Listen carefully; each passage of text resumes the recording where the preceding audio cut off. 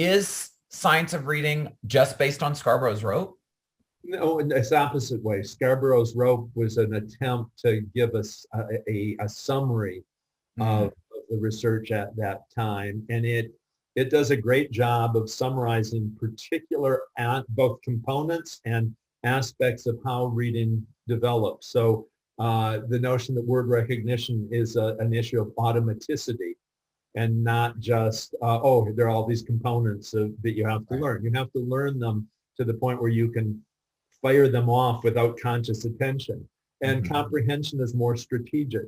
And so it captures some things about that the research tells us, but it misses some things too. So for example, there have been recent studies showing that kids' vocabulary development affects how well they learn phonemic awareness.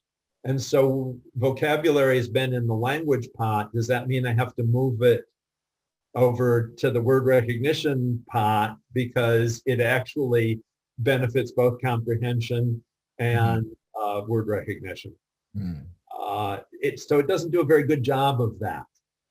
Now may I ask, is that oral vocabulary, academic vocabulary, or just all types of, high frequency word vocabulary? Like it would be, it's oral vocabulary, but it would definitely be, more of those academic words than the high frequency kind of thing. It's not sight words or any of that kind of thing. And there are other things like that. Where does something like text reading fluency go? We know that when kids are, recognizing individual words or words in lists, they do something quite different than when they're reading a text. So it's not enough that our kids be able to recognize words. They have to be able to recognize words in text where you're literally saying one word while your eyes are looking at the next word to figure it out, and so on and so forth. That kids have to learn to do that. Is that part of the, if I go back to Scarborough's rope, is that sort of when the rope starts tightening up, right? That's what's happening in there, is that fluency, either word level or I guess obviously sentence level fluency. That's right.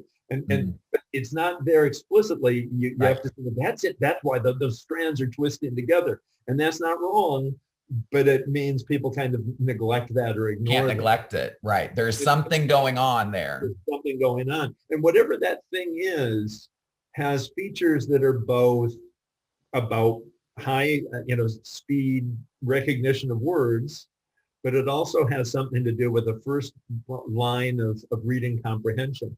The kids have to be able to do things like sort out whether, what's the right pronunciation for this homonym? Right? It kind of matters. Those kinds of things. We're not talking about depth of comprehension here when we're talking fluency, but you have to be able to understand the text at a really general, weak, gross level, I guess I would say, to know where to pause, where should I be stopping? Part of that's cued by punctuation, but it's also cued by meaning. And that's part of what goes into fluency. And so someone like Nell Duke would say, fluency doesn't go in either pot. It should be a bridge idea. It connects the two pieces. Right. And that way it can be explicit.